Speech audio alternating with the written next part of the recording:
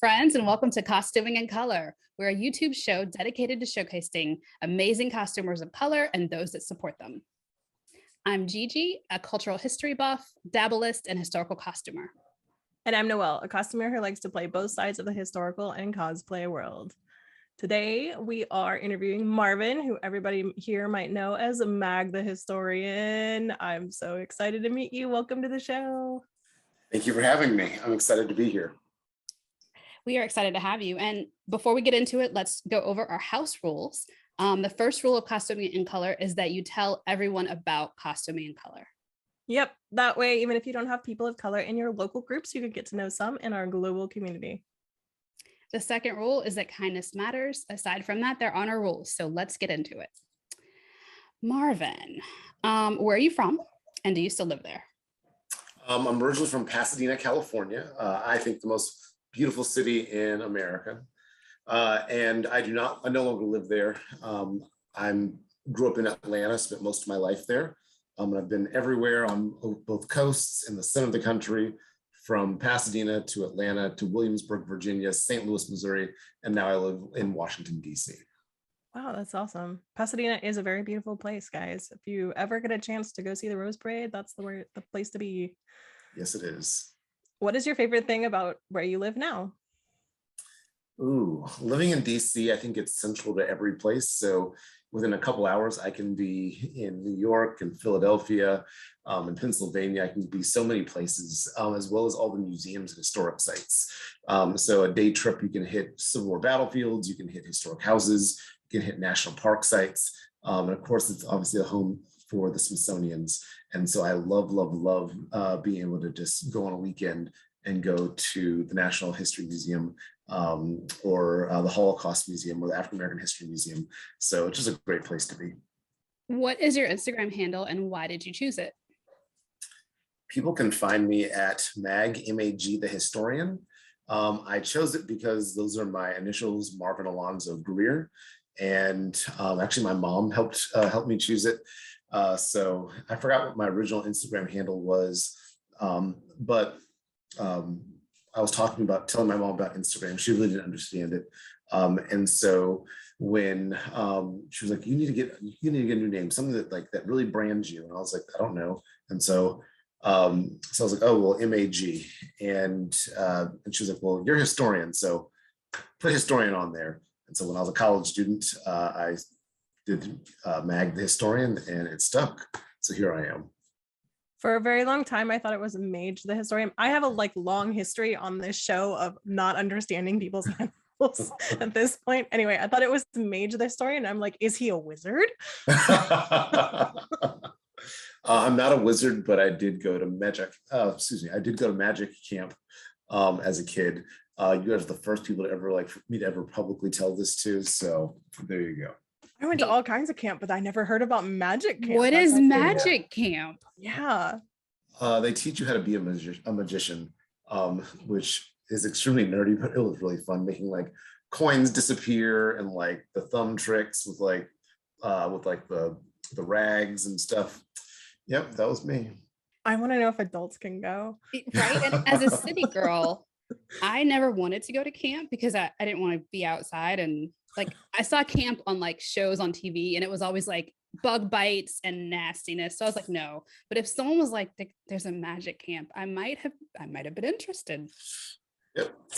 I used to know how to pull a rabbit out of a hat and stuff. So I'm kidding. I never learned that. That's so funny because you're always trying to get me to go camping now, Gigi. And I'm like, does that mean a Holiday Inn? What is that thing to you?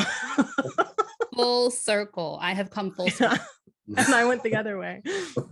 So how do you describe the work that you do and what labels do you use for that? So I describe myself as a public historian. I both work in the history field professionally, as well as I volunteer my time personally. So my personal work that I do, especially on social media, I would describe that as historical interpretation, and also in living history, depending on if I'm in historical attire or not. In my professional realm, I train interpreters in historical interpretation. And so for that, I really classify that as historical interpretation as well as community engagement strategies. Can you let our viewers know what a public historian is? I just came across this term the other day and I'm like, that's genius. So a public historian, that's actually a great question. Public historians are people who really try to bring history to people, make it a little bit, distill it to make it a little bit more engaging and relevant.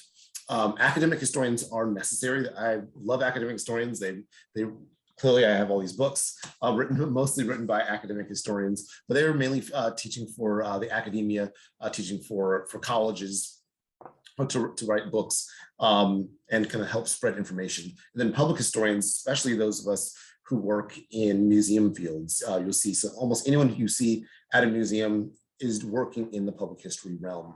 So, so national park sites as well. If you go to the Smithsonian's, those are all public history sites. Yeah, I listened to a couple of history podcasts and they call themselves public historians because they sort of like make history more accessible to people by chunking it down and also sometimes making it very funny. Yeah, like I think that making what I encounter most when I'm doing my work is people like, oh, I didn't know history could be this fun, or I didn't know that that like I didn't like history until I got older. But I think it's because we teach history from K through college in a very academic sense.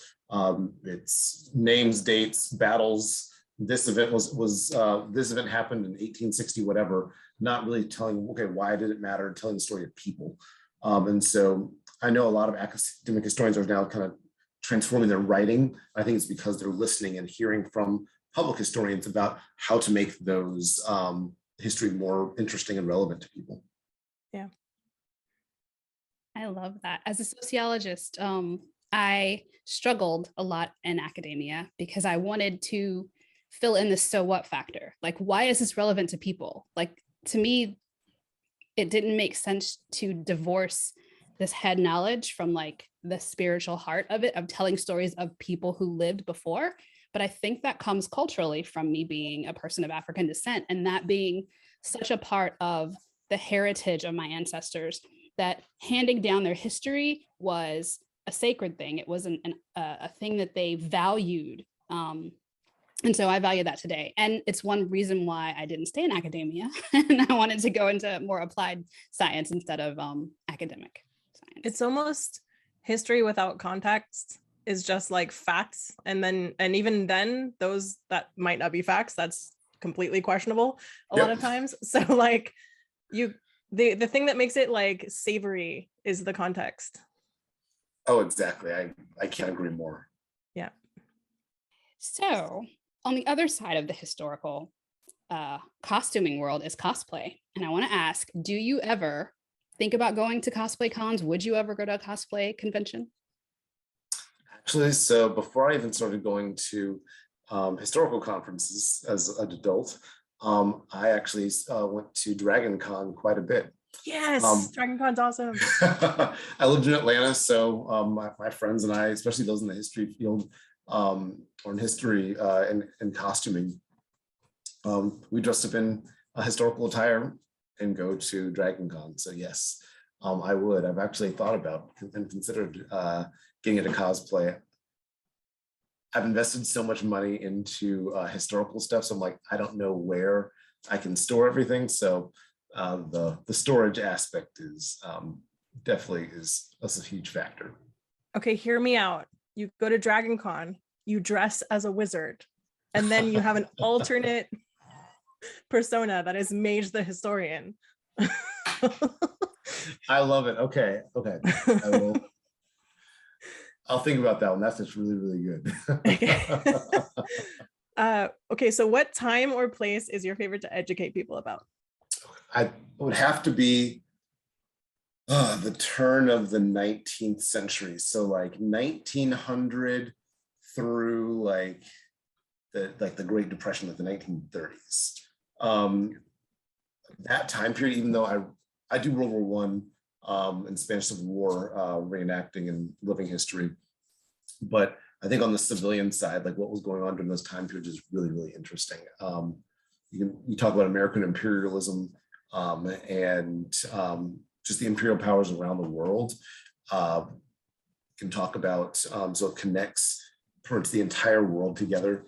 You can talk about during that time period, World War I, and then how Black people fought back, both in the trenches as well as when they got back home after the war.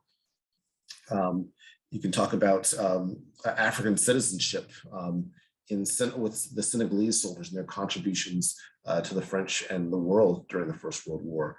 When Black Americans got home from World War I, they started the new Negro movement. You see the Jazz Age boom and the Harlem Renaissance, and the Chicago Renaissance, this Renaissance of music and style, and jazz just blooms and out of that time period. You see this rise of what does it mean to be an American, questioning what the American dream is. And then that booms and shifts and morphs as time goes on into the 1920s and 30s. So I just really, really love that time period. Some of the greatest artists of American history were active and around during that time period. Louis Armstrong, Zora Neale Hurston, Langston Hughes, Billie Holiday, like all these luminaries were there. And so it was this confluence of with tragedy, with like lynchings and the Jim Crow laws, but also because out of that tragedy, Black people, as we've always done, have risen up, have made something out of nothing.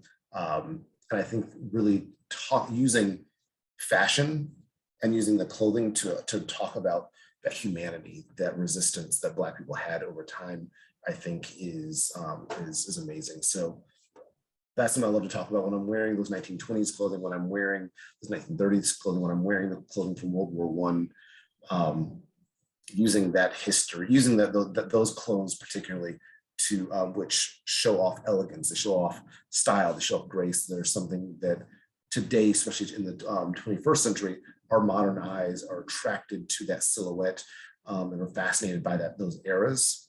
And so I think being able to use that clothing to attract people in, to then be able to tell those stories in that particular time period is one I think you can really highlight America's past and connect to America's present, because it's close enough to the American Civil War, it's close enough to slavery, you can talk about those things, and then it's also close enough to today, makes it tangible. And we can actually see buildings and names and places that really connected to us today. So, for those of you out there who are watching, if you don't know about the Harlem and Chicago Renaissances and you want a nugget of awesome, go on that rabbit hole dive. Like, go on it. It's awesome. There's so much cool stuff that comes out of that. There's also horrible stuff that comes out of it, but there's so much cool stuff that comes out of that. So it's definitely worth a deep dive for sure. Who are your personal favorite people of the past? I have so many. One of mine is a man named Antonio Maceo, who he was known as the Bronze Titan or the Bronze Lion. He was a Black Cuban general and civil rights leader in Cuba during Cuba's wars of independence. He doesn't live to see Cuba become independent, but if you go to Cuba today, there's statues to him everywhere. He's on their money, and his political movements. And how he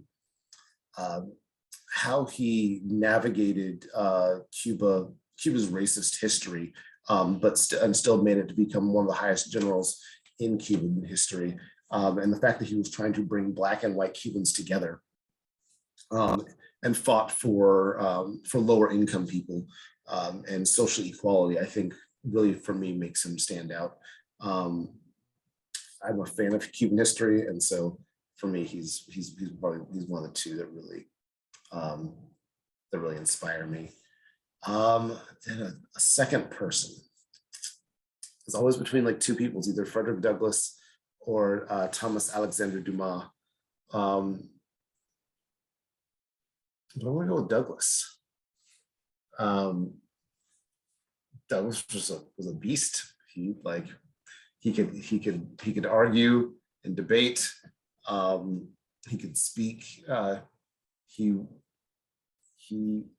was for abolition and women's suffrage, and so I would definitely say Frederick Douglass is probably my second person. How did you start in public history? I started public history actually very young. When I moved to Atlanta in '96, I went to a living history at the Atlanta Cyclorama when it was located in Grant Park at this beautiful Art Deco building. So there were some reenactors out there. There were some Confederate guys, and then there were some African-American soldiers portraying the 54th Massachusetts. And so started talking to them when I was probably maybe 10, 11. And then they kind of gave me their contact information. And I probably got into it a few years later after doing my class did a Civil War reenactment. We studied the Civil War, and then afterwards, I put on our own little battle reenactment of the Battle of Gettysburg. We wrote a whole script and everything like that. And after we did that, I was like, my mom was like, people do this must do it for a hobby. And so we contacted that group, and I started reenacting and doing it ever since, and then improving, turning from a reenactor into a living historian, and then got into public history and living history. So what keeps you involved in it? I would say generations that have come after me. You all have interviewed Hugh Goffinet, aka USCT Trooper. When I first started, I thought I was like the only Black person that did historical interpretation. I was living in Atlanta, like the internet hadn't also we had the internet, but like Facebook wasn't a thing. Twitter, Instagram definitely weren't around, even thoughts. And so when I was going to these reenactments in Georgia and Tennessee and Alabama and South Carolina and Florida and all around the Southeast, I didn't see anyone like me. And I saw there were some Black people doing Confederate, but I was the only person doing federal or doing Union, or one of like two. So I felt very lonely. But as I got older and started seeing more young Black people getting into, and more people of color in general, getting into the hobby or the field, that is really what keeps me going. I remember I think it was 2013, just the politics of the time were getting so, I think Facebook helped ruin, I'm not sure they ruined friendships or they saved me from toxic friendships, because I'm pretty sure the racist things people were thinking in their head or saying I'm private, they're now putting on social media. So I just remember like people on Facebook posting these really racist, vitriolic things, and I didn't want to be part of it. I was like, I don't want to go to another reenact with a white person. Like, I don't want to, like, they think that I'm their friend, but I don't like them. And so it was really people like Hugh, people like Cheney McKnight of Natural Mama's History. These people who I nurtured and trained and brought into the living history and costuming world that really kept me going. I hit a low spot, definitely during the sesquicentennial of the Civil War, but they were all coming in at that time.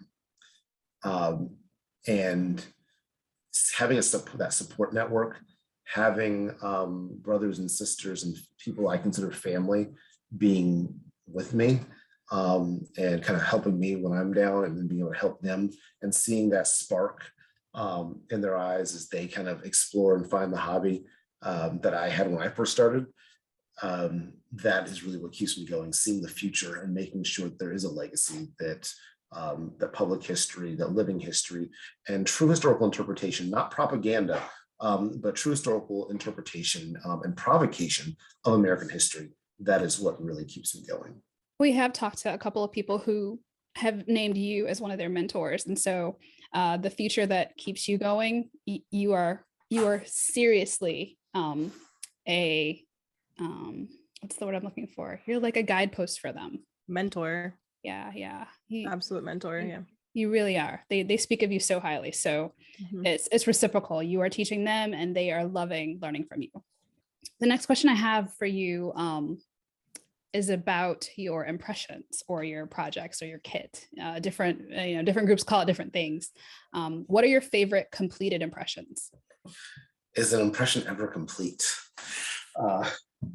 Every time I'm like, okay, I'm done. Then I'm like, ooh, I just want this. If I just had this, this lighter, that would just top it off. So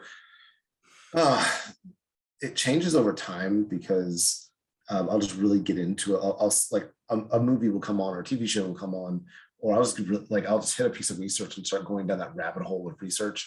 And so it's always hard for me to pick one because I'm like, oh, I'm on this kick right now. But I'll say my favorite one for right now is my Spanish Civil War impression.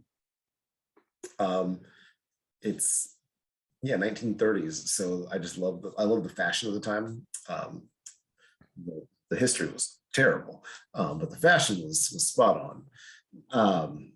And so I like the style.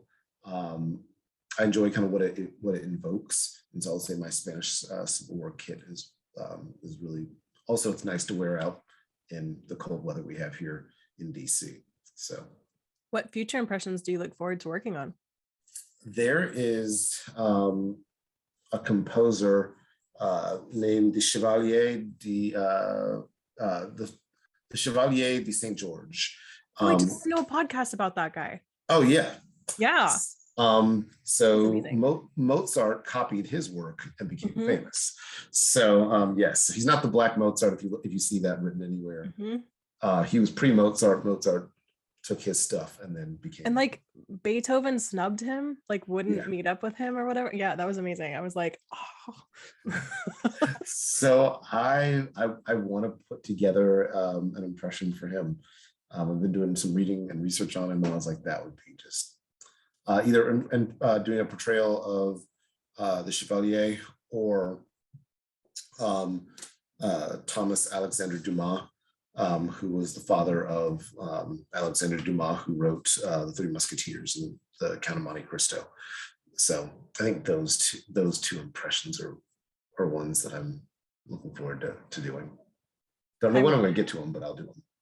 I'm thinking about all the people out there that are like, Dumas was Black. So the Count of Monte Cristo, he's a Black man. D'Artagnan was a Black man. Just FYI. The more you know. So what's the silliest thing that's ever happened to you during an event? No one's ever asked me that question. I'm always getting like, what's the worst thing that's ever happened? We're about fun here. What's the strangest thing? So I'm at this reenactment, the Battle of Olustee in Florida, and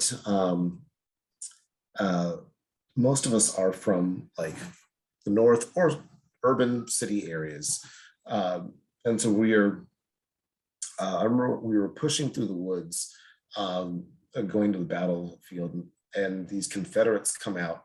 And they're just like shooting their little guns, and it's a terrible like event. It was awful, but they're shooting their guns like cowboys, and they're like, and it reminded me of South Park episode where they're like, they're taking their guns, and so I got a chuckle out of that, and so like. Apparently we were pushing the guys too fast or too far or something like that. This guy like comes up and like shoots at one of the officers, and we're all like duck. He's like, what are you doing? The guy's like, you push us through the wood like squirrel. And we're like, wait, what is he saying? And one guy apparently spoke this whatever hillbilly language they were speaking. And he's like, oh, he's saying they're pushing us through the woods like squirrels. And we're like, oh. And so it was, for me, it fulfilled all my stereotypes of like Confederate reenactors. But also I was like, oh, this is an educational, entertaining experience that I don't normally get. So. I'm really glad you didn't say, I met this white girl once who thought I was a wizard. That's for the next interview. Right. All right. Do you have a sentimental or nostalgic costuming memory to share?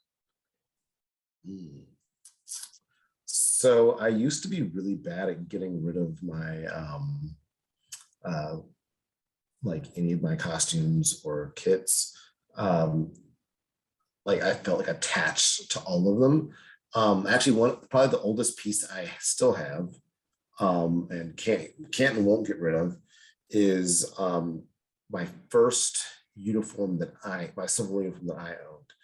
I started when I was like 12 or 13, so like you can tell how small it is. I've grown since then. It's tiny. With that being said, it was given to me by my godmother. And it was my god brother's uniform, who I'd had no idea as a kid that he was into it. But he did Buffalo Soldier reenacting in California, and then stopped. And so by the time I was born, he wasn't doing it anymore.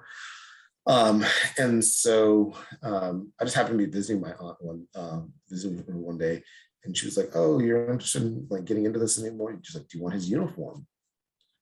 And I said yes, and I've held on to it ever since. So it's the one piece that I won't get rid of. I've learned how to get rid of other pieces, but that's the one piece that doesn't matter how small it gets, just gonna keep it. I can totally understand that. Tell me what organizations you're in. So I'm a member of the Sons and Daughters of Ham, which is a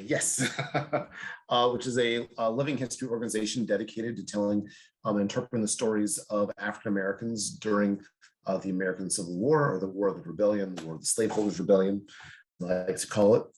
And we travel across the country, mainly up and down the East Coast, bringing those histories to life, bringing them to national park sites and museums and other historic sites. And then under that, our subgroup is the Hannibal Guards, which interprets the military aspect of those. And so we generically interpret the lives of men in the United States colored troops who fought during the American Civil War. And we don't choose a particular regiment because we like doing our research on each unit. And so we will tailor our impression for that, for whatever the event is or the living history we're going to. So that is one. I'm part of a number of Spanish Civil War groups, and like the 15th Brigade. And so we travel around the East Coast, and I've gone even to Europe, actually to Spain, to reenact there. So, which is probably my favorite. That was my favorite event. But yeah, so those are the groups I'm primarily part of. We were joking with Hugh when we filmed with him about how we are collecting all the Sons and Daughters of Ham, and that we're gonna make trading cards with like little hits on the back. So please don't collect us because slavery is over. Yeah. I know Noelle. Actually, I said it. See, y'all were going for the wizard jokes, and now I got to get you the slavery one. So it's a good correction. It's well accepted. Honestly, I'm just so like stoked that you guys exist, and I want to meet all of you. So like, if it has to be under the guise of this show, then so be it. But I just want to know all of you. I will be in New Orleans in January. So okay, we're exchanging cell numbers so that we can text and coordinate. We're going for a drink. I'm gonna buy you a drink. Let's do it. Excellent. Who inspires you? Who inspires me? There's a lot of people who inspire me. My grandparents inspire me. My last grandfather just passed away in January. And definitely my family, all my ancestors. As I do my research and I look at like the strength of my ancestors, I think just they inspire me. Like there's nothing that if there's nothing that I can't do. Like they lived through these very difficult time periods and didn't have the benefits that I have. And so if they could do it, I can do it. My partner inspires me. They're just a phenomenal person. We just talked on the phone today, and I was like, "You really inspire me. Just like you're an amazing human." Let's see. Person not related to me or who I don't know who inspires me. I think one of my ultimate, I guess the ultimate person who kind of inspires me would be Paul Robeson. He just was like the epitome of what like a great man is. And then second, probably there would also be Polly Murray. She was also a brilliant, they were a brilliant person. And so I would say that Polly Murray and Paul Robeson are people who I don't know and are deceased who inspire me. Can we get information on some of your research that you really, love, like quotes or advice from people that you study or that you look up to? I call it a good word, but I don't want to get too familiar, so.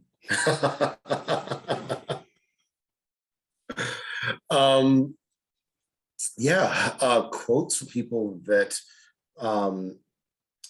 inspire me. I like long-winded people, so like memorizing quotes, and I'm long-winded, so memorizing quotes is like not my thing.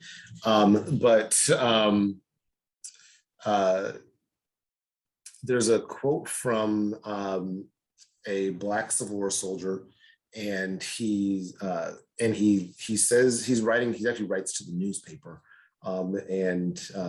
he must be a veteran. I don't like, they don't give the name of the soldier in the account, but it just one colored soldier, one colored veteran. So the Civil War is over, and he says to all my fellow soldiers coming home, bring your guns. And he means that like the Civil War is not over. There are people who are terrorists or domestic terrorists, and so I think that soldier, that's that quote from me really, I think it's an interesting quote. There's another one where a soldier he's coming home he's a former enslaved person coming back to the plantation as a soldier to where he was formerly enslaved, and he comes to the enslaver's home and says, "The bottom rail's on top now, master. The bottom rail's on top." So showing that how the times have changed with the Civil War. And then there's another quote from a man named Spotswood Rice, who was an enslaved man from Missouri. From Glasgow, Missouri. He liberates himself, comes to St. Louis, and enlists in the Civil War. And he writes these two beautiful letters to one to his daughter, who's living enslaved, and one to his daughter's enslaver, a woman named Kitty Diggs. And he says that if his daughters aren't freed, then he's going to march on Glasgow, Missouri. And he says, with 10,000 Union troops, 5,000 black, 5,000 white, and he will neither leave no branch nor root until he gets to his daughters. He says, Kitty Diggs, you claim to be a Christian, but the devil has such Christians like you in hell. And the fact that he writes this letter and threatens this white woman, to me, shows the strength and the time that Black people were living in during the American Civil War. They really shows the changing of America, or the potential change that America could have, because had the Civil War not happened, had the Spotswood Rice been captured by Confederates, he would have been put to death. Like America didn't have freedom of speech then, kind of sort of have it now. We live in a white supremacist society today, less overt than they were living in the Civil War. So if they are living in such an oppressive time period, showing these words from Spotswood Rice, I think really shows what the American Civil War is about, this idea of a potential freedom of speech, a freedom of access to your family, a freedom of determination, and citizenship. And so I would say that that's one of my favorite Civil War quotes. And Spotswood Rice is one of my another one of my heroes. That first one that you said struck me deeply because I'm like, it's 150 years later and that's still not wrong. Exactly. Yeah, the words of Civil War veterans and Civil War soldiers really, like, well, especially when I'm reading the words from Black soldiers. There's actually one Black veteran from who's living in Florida. He was from some northern state. And he becomes a newspaper man after the Civil War. And he writes, there's actually some Black children playing in the street. They have like sticks and like broomsticks and things. They're pretending to be soldiers. This scares the white people. And I think it was like Gainesville, Florida. So it scares the white people in Gainesville. And of course they call the sheriff calls the posse. They all arm themselves and march on these. It may have been like 20 kids, the oldest being maybe 15 or 16. And so these armed men versus children armed with sticks. Words are had, shots ring out. The sheriff and his posse claimed that the children fired first with their sticks, and 2 kids were killed, others were wounded. These are African American children with this white mob. And this Black Civil War veteran, his last name was Louis.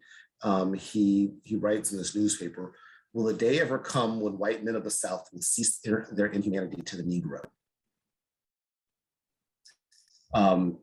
And it was, it's a very moving quote, because you can say, you don't have to take the word South out. And you can put America, you could just leave it as, will the day ever come when white men will cease their inhumanity to the Negro? You can take it out and you can take the word men, you can insert people. I think it's very poignant because in the same community that these young kids were shot, a young man named Jordan Davis, a kid, was playing his music loud, and a white man of the South shot and murdered him because he was playing his music too loud. And so for me, these quotes from the Civil War era are really poignant because we often say that we don't want history to repeat itself. Many people on the far right love the Civil War. They love the nostalgia of the Civil War era, but they fail to understand what the Civil War was about. They fail to understand what the 1840s, 50s, and 60s were all about, the 1870s were all about, what the 1880s were all about. These time periods were a reckoning, a time period where we could better understand, if we studied it better, we would better understand America and our racial issues. In the 1840s, 50s, and 60s, we're debating slavery. Should it expand? Should it not expand? 1860, we're debating, are we going to be 2 countries, one with slavery and one without? The 1870s, we've said, no, we're not. We're going to make citizens of all people born in the United States, minus Native Americans. We're going to expand voting rights to African American men. And we're going to we're going to end slavery. In the 1880s, America has allowed those laws to stay, but has had the redemptionist time period where all the progress of Reconstruction was wiped away, and you have the Jim Crow laws that pop up, and leads us into today, where we have people that believe the Klan were very fine people, and so the Nazism isn't that bad, and so those Civil War words kind of help prove to us and echo in our heads that the fight that we still have to go and that we needed to talk about as historical interpreters. Yeah. Another deep dive, if people want to do more research or get information, Reconstruction, that period is also a great one to deep dive on. Like I don't know if people know this, but I'm a politics major. And so I I don't do that for a living, but I studied it in college. And so that period of time, the Reconstruction period, is very interesting in a lot of different ways, and it ends horribly, but for just a moment the dream was real for a second. So It was. And I'll add my little 2 cents to this for those who are watching us, who have followed the past, 2 years of upheaval in many different costuming groups, costuming communities. The quotes that you're hearing Marvin like so eloquently explain and relate, those are exactly why people of color are leaving groups that are not safe. We are no longer willing to keep quiet about the fact that things haven't changed enough, that things that were happening in the 1880s and quotes that were being said in the 1870s still apply today, and we've just had enough. Don't wish you any harm. I just don't want to be in your company because you're not safe and you're not trying to keep me safe. So when you were relating, bring your guns, like I have literally thought about my next few trips into the woods because I like to go hiking, and whether I should be armed or not, because a lot of people who go into the outdoors may not like seeing someone like me. And if I'm 20 miles into a trail and alone and I come across someone who might want to do me bodily harm, how am I going to protect myself? And to a smaller extent, the same goes true for entering a new costuming group sphere.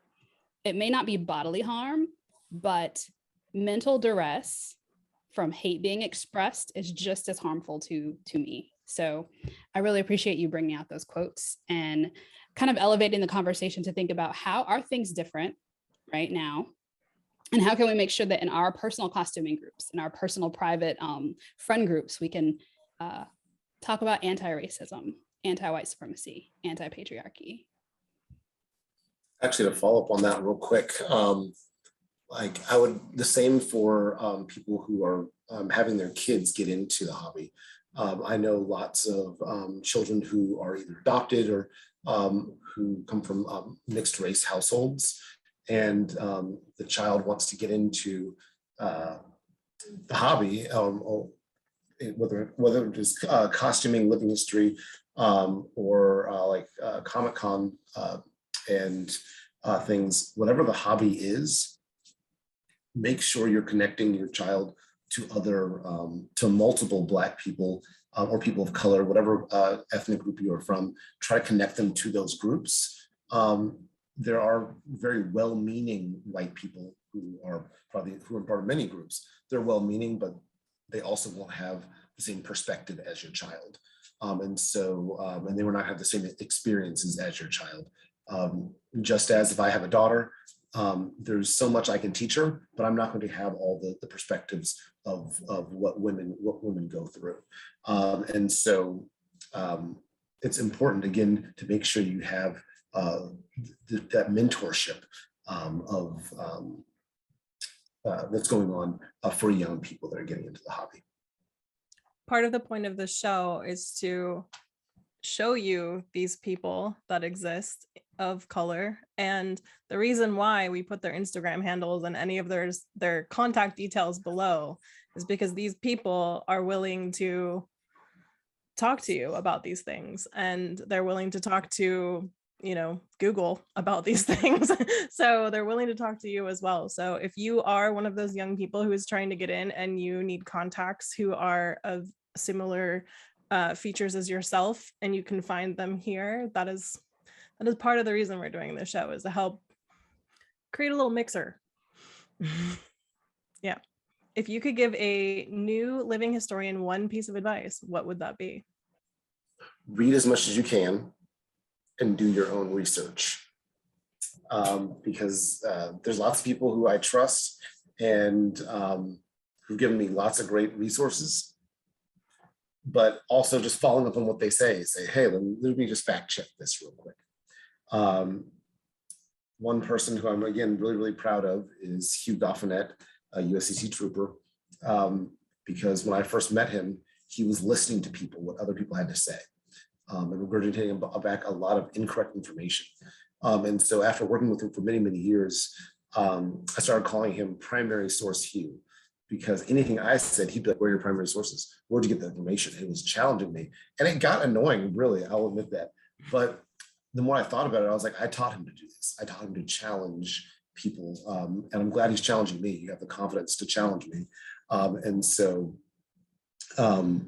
definitely as a person of color in the costuming world or living history world, I think it's important to be twice as good to be considered half as good.